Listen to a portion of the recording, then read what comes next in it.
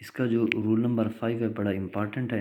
Rule number 5 की first जो उसके अंदर कह रहा है कि जब आपका चार्ज नहीं होगा तो वो कंपाउंड बड़ा स्टेबल होगा, क्योंकि चार्ज जब आपकी किसी कंपाउंड्स के अंदर किसी एटम पर पड़ जाता है तो वो आपका जो एटम होता है वो रिएक्टिव बन जाता है in the form of electrophile और न्यूक्लियोफाइल की फॉर्म्स के अंदर वो रिएक्टिव बन जाता है। इस तरह आपको एग्जांपल के अंदर ये कंपाउंड दिखाया गया है, इस तरह इस एग्जांपल के अंदर ये कंपाउंड दिखाया गया है।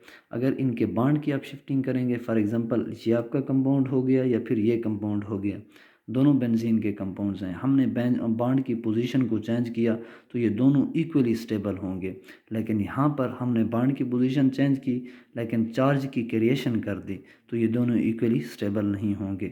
इसके बी पॉइंट के अंदर के distance between two are same are different charges cause stability, जितना भी डिस्टेंस ज़्यादा होगा, दो सेम चार्जेस हों या डिफरेंट चार्जेस हों, तो वो आपकी स्टेबिलिटी काज करेगा।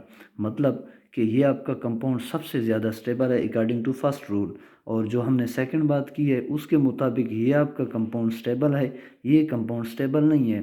क्यों? नेगेटिव चार्ज यहाँ पर क्रिएट हो रहा है, पॉजिटिव चार्ज फिर इधर बन रहा है, फिर इधर नेगेटिव चार्ज बन रहा है और फिर इधर पॉजिटिव चार्ज बन रहा है, तो ये चार्ज एक दूसरे के थोड़े से करीब हो गए हैं।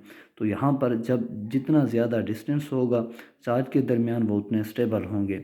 और इसके जो तीसरी जो बात है उसके अंदर कहता है ग्रेटर चार्ज काजिंग मोर अनस्टेबिलिटी, जितना चार्ज आपका ज़्यादा बनेगा किसी कंपाउंड्स के ऊपर अकॉर्डिंग टू रेजोनेंस वो आपका जो स्ट्रक्चर होगा वो अनस्टेबल होगा।